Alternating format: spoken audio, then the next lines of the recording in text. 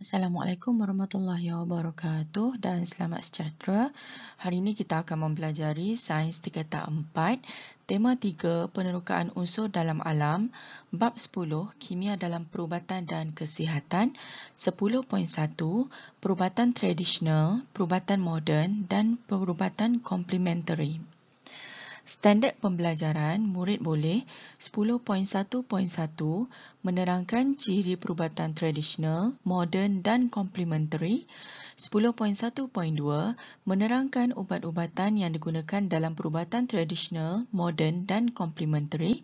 10.1.3 mewajarkan penggunaan perubatan tradisional, moden dan komplementari.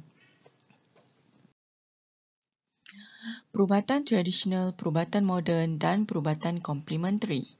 Apabila kita sakit, kita perlu mendapatkan rawatan perubatan dan mengambil ubat untuk menyembuhkan diri. Apakah kaedah perubatan yang boleh kita lakukan untuk menyembuhkan sesuatu penyakit? Ciri-ciri perubatan tradisional, moden dan komplementari.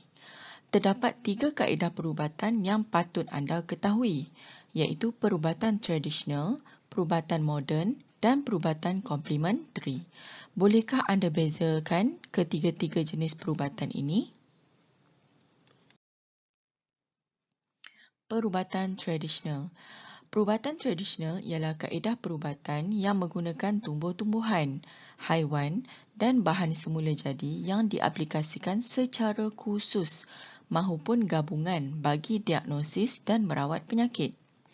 Setiap kaum di Malaysia mengamalkan kaedah perubatan tradisional yang tersendiri.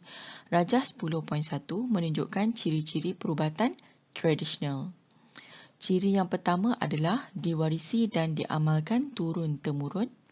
Ciri yang kedua, pembuktian keberkesanan secara pengalaman.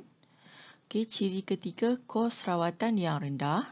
Ciri keempat, rawatan menggunakan bahan semula jadi daripada tumbuhan dan haiwan. Ciri kelima, keberkesanan rawatannya lebih perlahan dan memakan masa. Perubatan moden. Perubatan moden merujuk kepada campuran seni merawat dengan pelbagai bidang ilmu sains yang mempunyai hubungan langsung dengan sains kesihatan dan bioperubatan, melibatkan bidang-bidang seperti perubatan klinikal, penyelidikan perubatan dan pembedahan dalam mengubati penyakit dan merawat kecederaan. Rajah 10.2 menunjukkan ciri-ciri perubatan moden. Yang pertama adalah menggunakan kaedah moden seperti pembedahan, rawatan laser dan radioterapi. Rawatannya adalah lebih berkesan dan lebih cepat. Pembuktian keberkesanan secara klinikal. Kos rawatan yang mahal dan rawatan menggunakan ubat-ubat sintetik. Perubatan komplementari. Perubatan komplementari secara praktisnya merujuk kepada kepelbagaian kaedah dalam penjagaan kesihatan yang berasal daripada pelbagai bentuk budaya sejak berzaman-zaman. Kaedah ini merangkumi 2 bahagian utama, iaitu produk semula jadi, senaman badan dan minda. Kaedah ini boleh digunakan bersama rawatan moden bagi merawat sesuatu penyakit seperti rawatan kanser. Rajah 10.3 menunjukkan ciri-ciri perubatan komplementari. Yang pertama, tidak menggunakan ubat-ubatan terapeutik, dadah dan bahan sintetik kimia. Kedua, mengambil kira pandangan pengamal perubatan moden dan tradisional. Ketiga, tidak melibatkan pembedahan dan jahitan terhadap tubuh badan. Ubat-ubatan yang digunakan dalam perubatan tradisional, moden dan komplementari. Anda telah mengetahui 3 kaedah perubatan. Mari kita kenali ubat-ubatan yang digunakan dalam perubatan tradisional, moden dan komplementari. Ubat ialah dadah atau bahan yang diambil untuk mengawal kesihatan, merawat atau mencegah penyakit. Ubat dan rawatan ini perlulah didapatkan daripada pihak-pihak yang bertauliah. Ubat-ubatan tradisional. Ubatan tradisional ialah ubat yang diperoleh daripada sumber semula jadi seperti tumbuhan dan haiwan tanpa diproses secara kimia. Ubat ini diamalkan sejak zaman dahulu kala. Bagaimanakah tumbuhan atau haiwan ini digunakan dalam merawat penyakit? Namakan beberapa contoh ubat tradisional yang anda tahu. Yang pertama adalah aloe vera ataupun dikenali sebagai lidah buaya. Okey, lendiran daripada daunnya disapu pada kulit untuk mengurangkan kesakitan kulit akibat selaran matahari ataupun sunburn. Okey, juga boleh digunakan apabila terkena benda panas. Yang kedua adalah ginseng. Okey, herba yang popular digunakan dalam perubatan tradisional kaum Cina untuk memelihara kesihatan badan. Yang ketiga adalah halia. Halia melegakan bengkak dan sengal-sengal pada badan serta menghilangkan angin dalam badan. Yang keempat adalah pokok bunga raya. Daunnya melegakan sakit kepala dan merawat masalah keguran rambut. Yang kelima adalah quinina. Kulit pokok digunakan untuk membuat ubat penyakit malaria.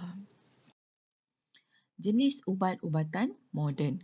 Ubat moden ialah ubat yang dihasilkan di dalam makmal untuk kegunaan ramai dan dijual di pasaran secara meluas. Ubat moden disediakan dalam pelbagai bentuk seperti pil, kapsul, pasta, ampaian dan larutan.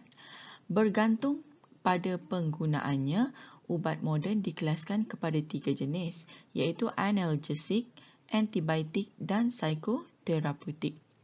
Okey, yang pertama adalah analgesik. Ubat ini berfungsi untuk melegakan kesakitan. Contoh analgesik ialah seperti aspirin, paracetamol dan codeine. Yang biasa kita gunakan adalah paracetamol lah. Yang kedua adalah antibiotik. Ubat ini berfungsi untuk membunuh atau menghalang pertumbuhan bakteria berjangkit. Ubat ini dihasilkan daripada kumpulan mikroorganisma seperti fungus atau bakteria yang boleh melawan bakteria penyebab penyakit. Ubat ini perlu dihasilkan melalui sintesis bahan kimia. Ubat ini perlu dihabiskan mengikut dos yang diberikan untuk memastikan bakteria dihapuskan. Contoh antibiotik adalah seperti penicillin dan streptomycin. Yang ketiga adalah psikoterapeutik. Ubat ini digunakan untuk merawat pesakit psikiatrik. Ubat ini tidak boleh diambil sewenang-wenangnya dan perlu mengikut dos yang ditetapkan oleh doktor kerana boleh menyebabkan perubahan perasaan, pemikiran dan kelakuan seseorang. Ubat ini boleh dikelaskan kepada 3 jenis iaitu yang pertama adalah stimulan yang merangsang dan mengaktifkan kegiatan otak, badan dan perasaan pesakit. Contohnya adalah amfetamina. Yang kedua adalah antidepresan yang berfungsi untuk mengawal keadaan kemurungan. Contohnya imipramine dan amitriptyline. Yang ketiga adalah antipsikotik, ubat penenang. Contohnya adalah tranquilizer, barbiturate, dozapine dan haloperidol. Jenis-jenis perubatan komplementari. Perubatan komplementari tidak hanya memfokuskan usaha merawat penyakit sahaja, tetapi juga memastikan pesakit sihat secara holistik, merangkumi fizikal, mental dan emosi. Perubatan komplementari ialah rawatan tambahan yang dilakukan bersama dengan perubatan moden dalam merawat penyakit.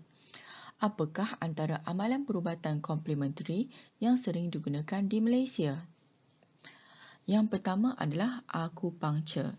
Jarum steril dimasukkan ke dalam titik-titik tertentu pada kulit yang disebut titik akupunktur dan kemudian dimasukkan secara perlahan dan lembut.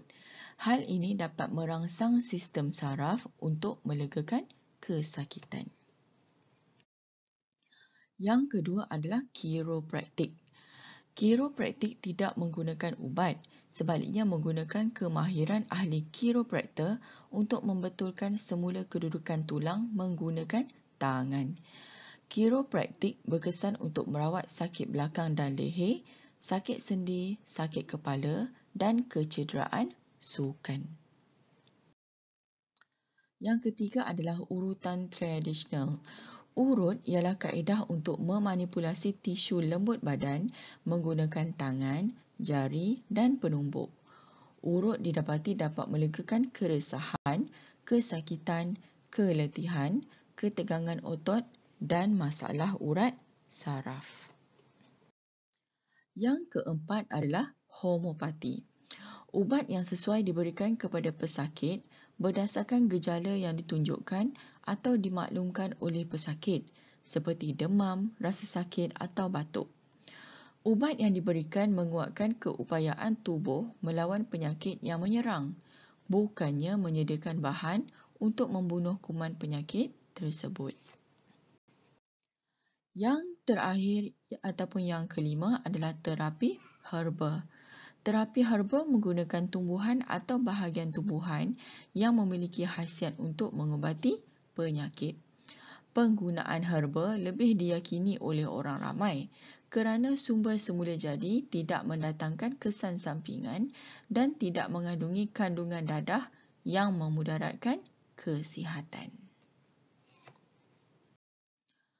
Penggunaan ubatan buatan manusia dan ubatan daripada sumber semula jadi. Ubat dihasilkan daripada dua sumber, iaitu sama ada buatan manusia, sintetik atau daripada sumber semula jadi. Ubat tradisional biasanya diperoleh daripada sumber semula jadi, manakala kebanyakan ubat moden dihasilkan oleh manusia dengan menyediakan sebatan kimia yang mempunyai struktur molekul yang sama atau hampir sama dengan struktur molekul bahan aktif dalam sesuatu ubat tradisional. Jadual 10.1 menunjukkan perbandingan ciri antara ubat-ubatan tersebut. Jadual 10.1 menunjukkan perbandingan ciri antara ubatan buatan manusia dan ubatan daripada sumber semula jadi. Okey, ubat buatan manusia dihasilkan di makmal dan dikomersialkan secara besar-besaran untuk kegunaan ramai. Okey, contohnya adalah vitamin C dalam bentuk pil dijual di farmasi. Okey, ubat daripada sumber semula jadi diperoleh daripada tumbuhan dan haiwan. Contohnya adalah vitamin C daripada buah. Ubat buatan manusia perlu diambil secara berterusan, biasanya untuk penyakit kronik atau berhenti apabila telah sembuh. Ubat daripada sumber semula jadi perlu diambil atau diamalkan secara berterusan dalam jangka masa yang lama supaya berkesan. Okey, ubat buatan manusia, bukti penyembuhan adalah berdasarkan ujian klinikal, manakala ubat daripada sumber semula jadi, bukti penyembuhan melalui kepercayaan dan pengalaman orang terdahulu.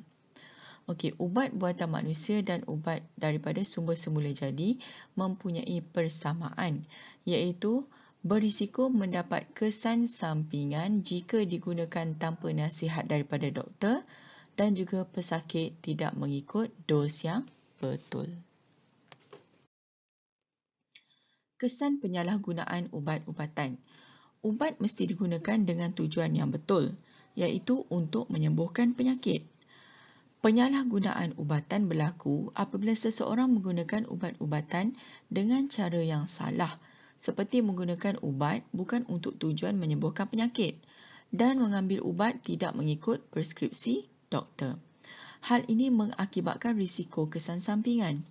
Kesan sampingan ialah kesan yang tidak diingini daripada penggunaan ubat. Okey, kesan penyalahgunaan ubat-ubatan. Yang pertama, menyebabkan kesan sampingan yang teruk seperti alahan, muntah, sakit kepala, demam dan pengsan. Yang kedua, menyebabkan ketagihan ubat jika diambil secara berlebihan seperti ubat batuk. Yang ketiga, menyebabkan ubat itu kurang berkesan untuk melawan penyakit, maka penyakit yang ingin diubati tidak sembuh. Yang keempat, boleh menyebabkan kematian. Sekian, terima kasih.